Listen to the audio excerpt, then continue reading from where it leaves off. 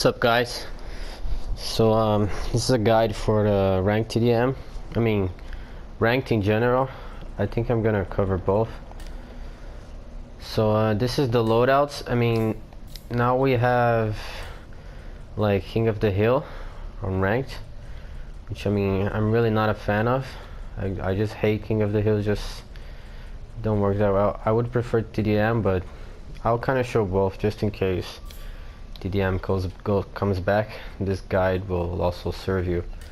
So for the King of the Hill, this is the best type of loadout that I found. You want pretty much, I mean, you gotta have mad packs to revive, because you're trying to win, right? If you're trying to go up the ranks, you want to focus on winning the match more so than killing or anything else. And then after this I'll cover how to play as a master too. So if you're a master, you really don't care about win or losing, you're just more about the score, so we'll go into that later. Now this is the class for like winning, actually winning the match. You absolutely need med packs to revive your teammates as often as possible and as fast as possible. I mean you're not going to use Shintamani because I'll explain, because you'll be using something else, but definitely have mad packs. I mean, now another thing you notice, I mean, I like the silencer on your prime. It doesn't have to be a silencer on both weapons, just the weapon that you use when you're shooting from up close. For example, this weapon I use for long range, so I don't really need a silencer there because I'm not trying to hide at long range.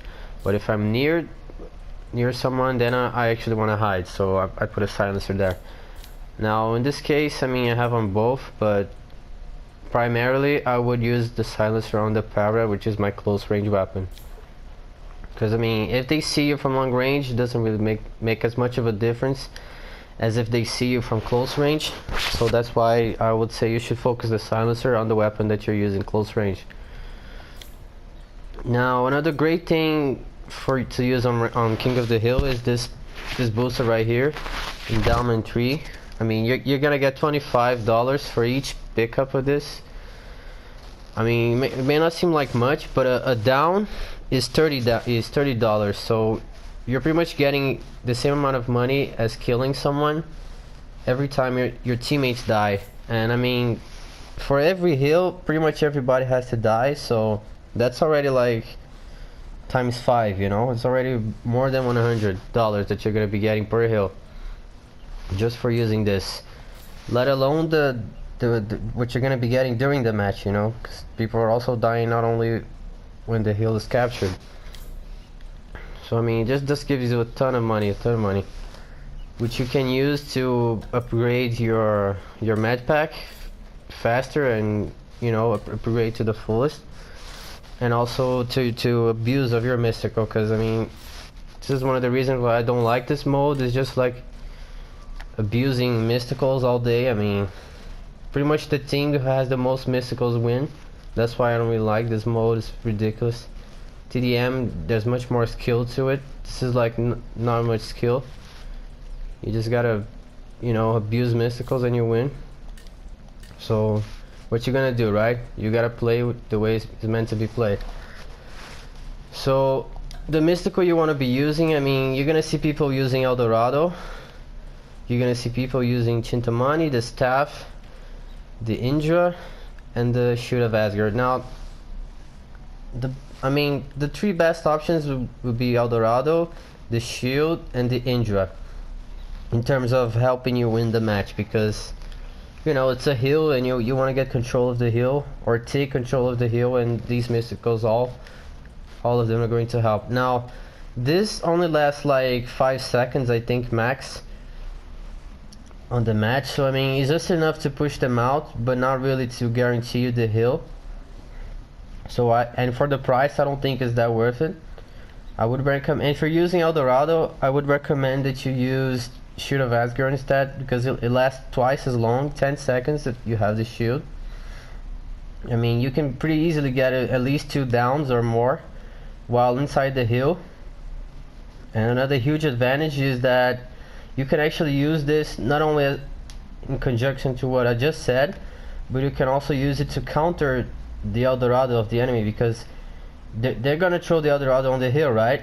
So if you're capturing the hill and they throw an Eldorado, you just activate your shield, and you can literally stand, taking all the damage from the Eldorado, and you will not die, while you remain capturing the hill, which is great for actually winning the match. So if you have this, pretty much if they're using this, you know, it's not gonna affect you.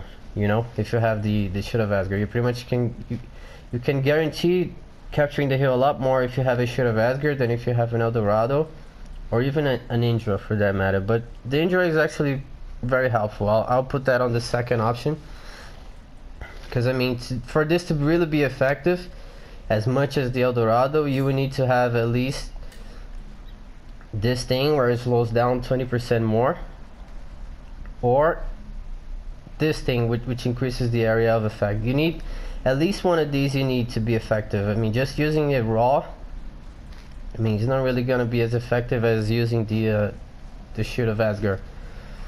I mean, if you see the raw range is like really small, I mean, the enemy can easily avoid it.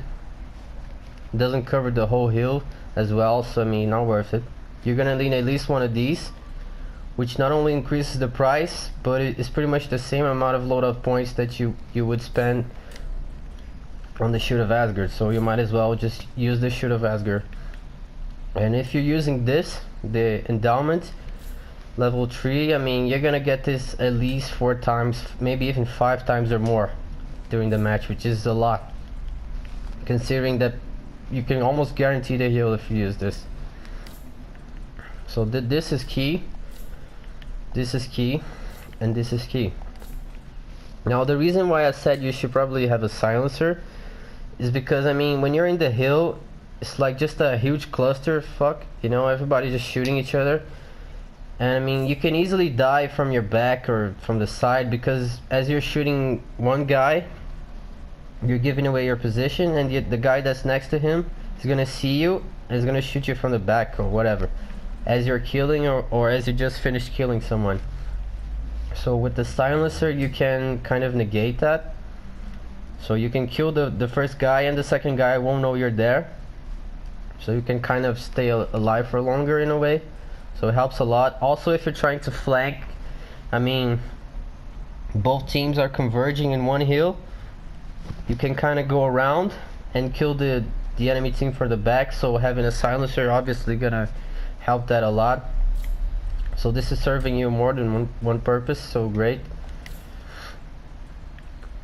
So I won't say it's really key, but I mean, it's good if you can have it.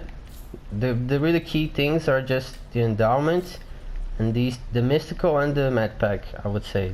I mean, use whatever weapon you want. I mean, you know, if you want to use a silencer, I mean, I think it will help you more than if you don't. Now, of course, I use a weapon expert because it's one of the most competitive boosters, but I mean, if it's not your thing, you can use anything else. Just remember the keys.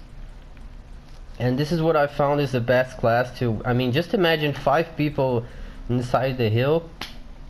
We should have Asgard. It's impossible. Nobody's gonna take the hill from you. For 10 seconds, they will not get the hill from you. You can pretty much guarantee the capture if at least 2 people are using this while inside the hill. No matter if they're using Eldorado or anything you can imagine. So for winning, I would say this class. I mean, if you want to take the, you see I have the mods here, but if you want to take these out and maybe put some other boosters, whatever. This is just what I prefer, and then what I think it works best. Now, already covered on the loadouts, I mean, video guide.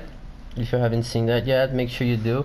I'll explain how to actually set up an effective loadout, and you understand. If you have already seen that guy, you understand why I'm using these 2 weapons here. So if you don't, then you should probably watch the guide. Now, just to actually complement that guide, just my quick thoughts on the new weapons. This weapon, I mean, is actually kind of good, because you can down someone and KO them really fast. It only takes 1 burst to KO them, so it's really good. You can It takes less than like 3 seconds to KO someone.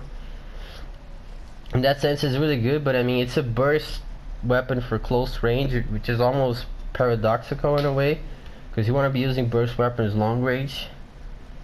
High fire rate weapons are meant to be used close range, like the Carrigan. But so in that sense, I mean, I don't know, if you have like a god aim or something, aim bots, whatever, and you can hit all your shots, then it's gonna be a really effective weapon. Now, medium range to long range, this weapon is completely useless. But I mean, close range, if you can get your shots on target pretty much every time, this is actually a very good weapon, especially if you can get headshots. I mean, it just melts. So just remember this: if you can hit all your shots, and especially if you could get the headshots in close range, then this is actually a good weapon. But anything outside of that, this is garbage. You're not gonna do well with it. Now, for the Carrigan, I mean, it's good, kind of almost mid-range, a bit closer. It's good because it has a really high fire rate. I mean, you can really dominate when it's not really close range so much as blind fire range, but a little, almost reaching mid-range, you know, that midpoint between blind fire and close range.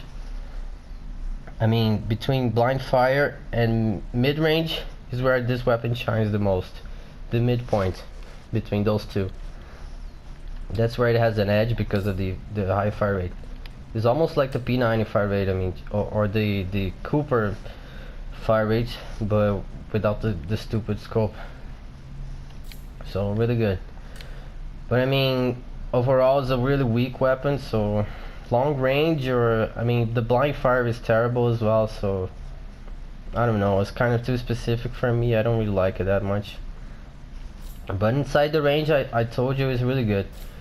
Now, these two weapons, the two new weapons, they actually work really well for the for the hill, King of the Hill mode.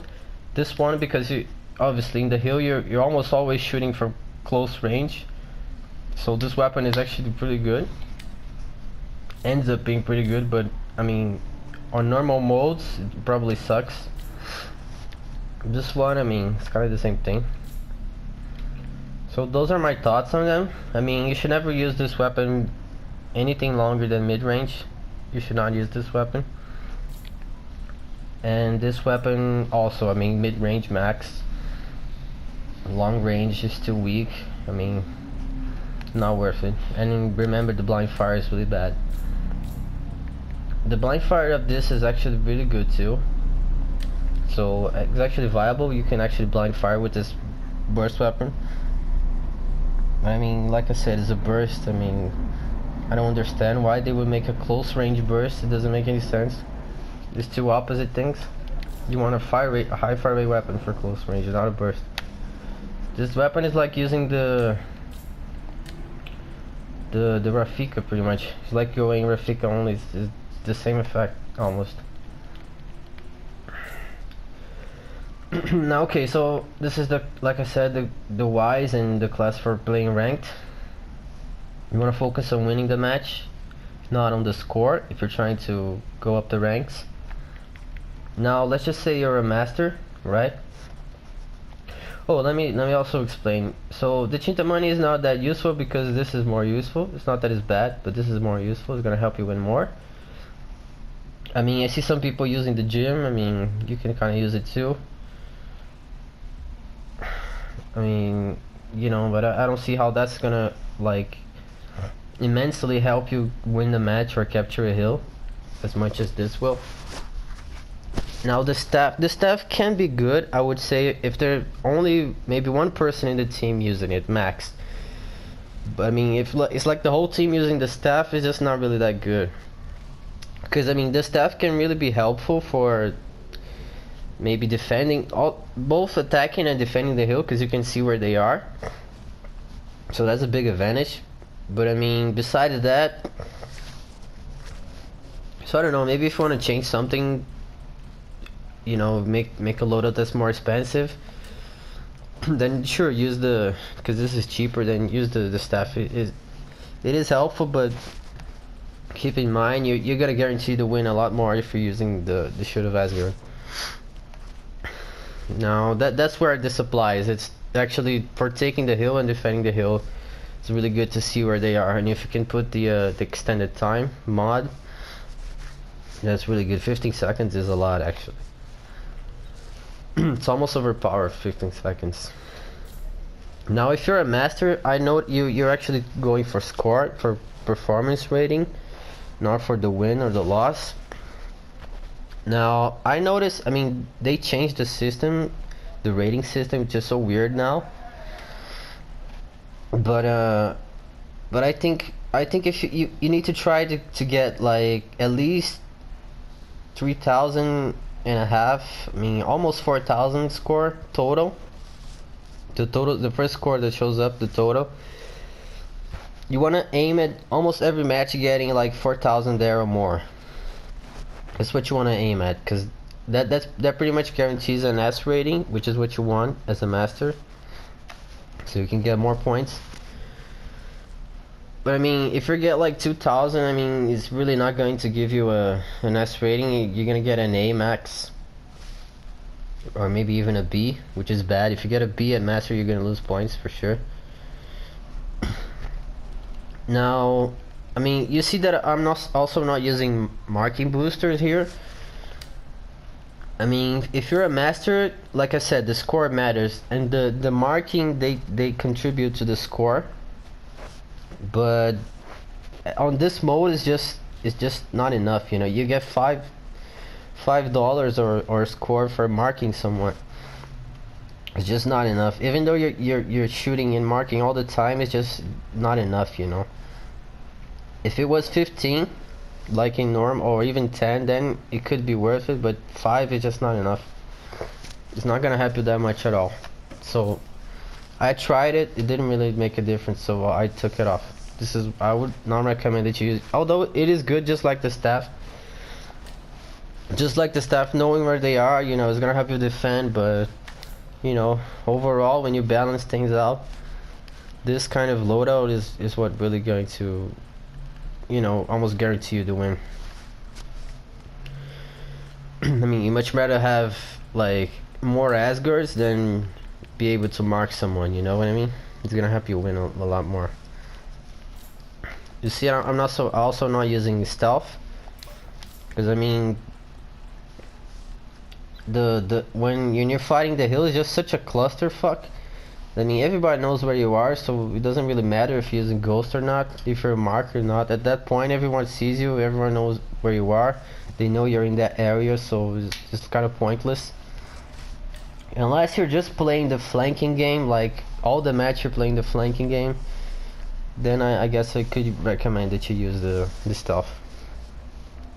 But anything besides that, you know, maybe even combine the gym for just the flanking role. That could be good as well, the gym and the ghost. But I mean, it's not really gonna, you know, like I said, you want to guarantee the win. This is pretty much it. Silencer helps, med packs, Asgard, this is for money. Also ammo, you're getting ammo, which is a bonus.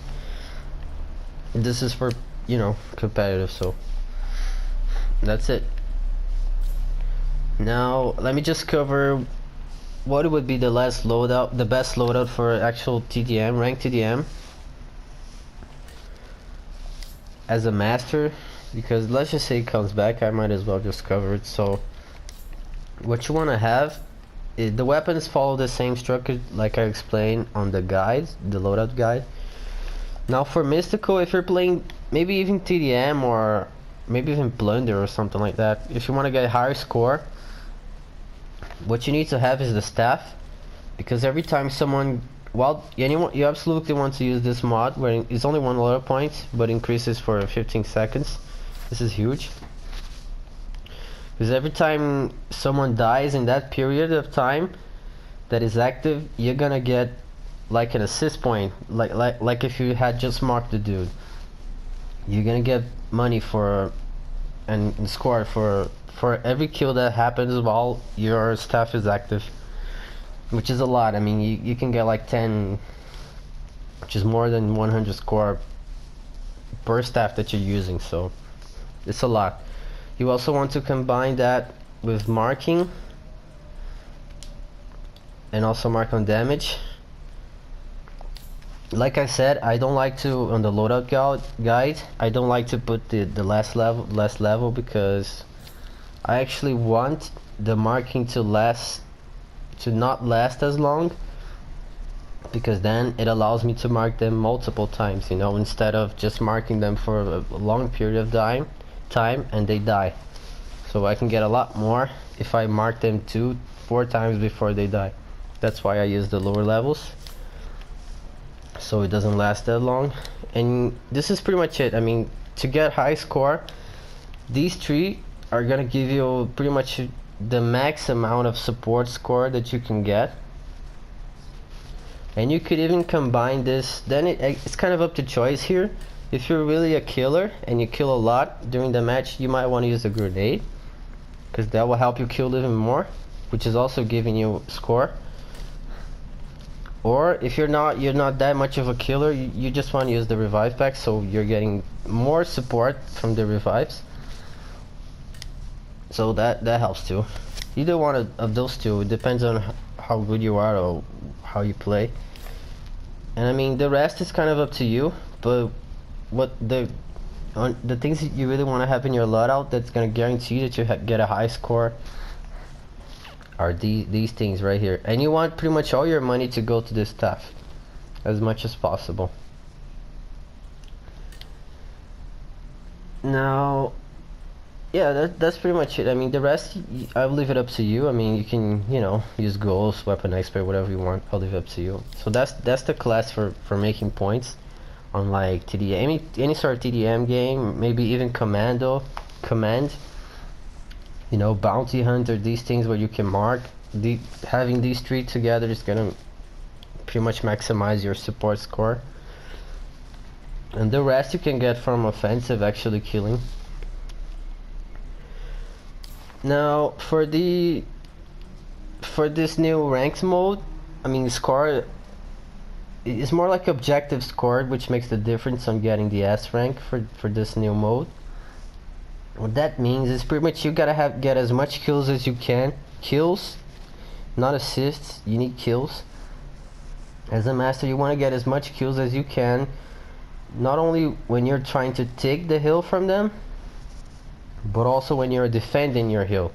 You want to kill as much as possible on those two moments, periods, because that's when you're gonna get the most objective score.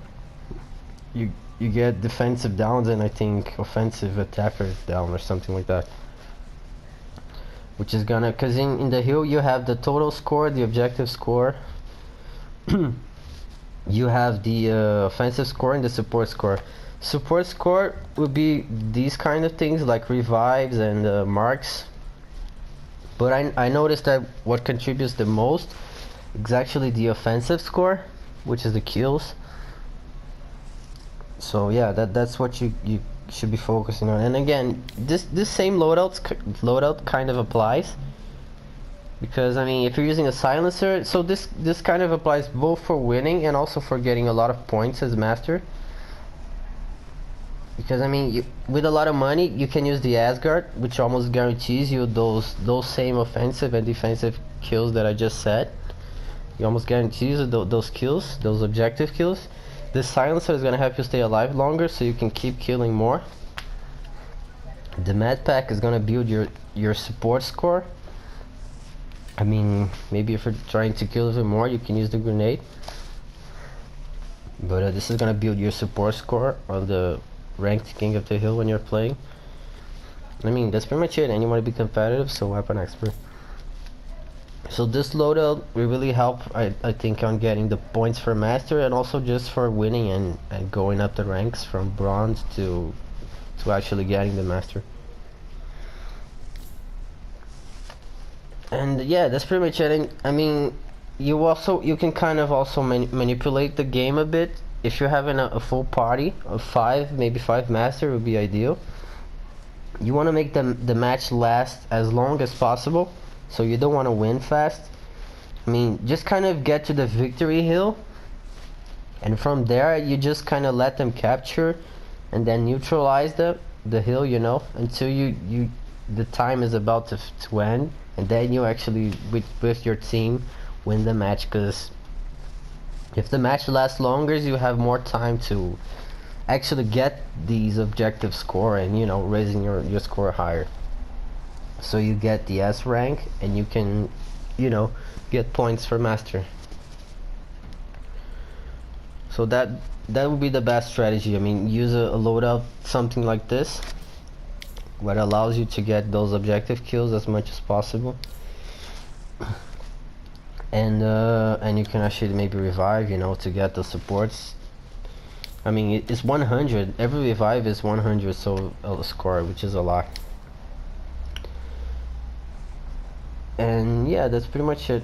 And the best strategy you can ever do for getting the S rank is just to make the match last as long as possible. Because I mean, every time you neutralize, because you can neutralize the hill in like 10 seconds. It doesn't really take. They can make like you can neutralize the hill before they get like 20-50 points out of it. So you can, if you have a good team, you can make the match last until the end of the time if you want, 20 minutes. So that's the best strategy, is to make the last as much as possible and keep getting the kills, and, you know, the objectives, neutralizing, capturing, all that stuff. Get to the victory hill, and then from there you just control the match and keep killing. That's the best way for this mode to get the more master points.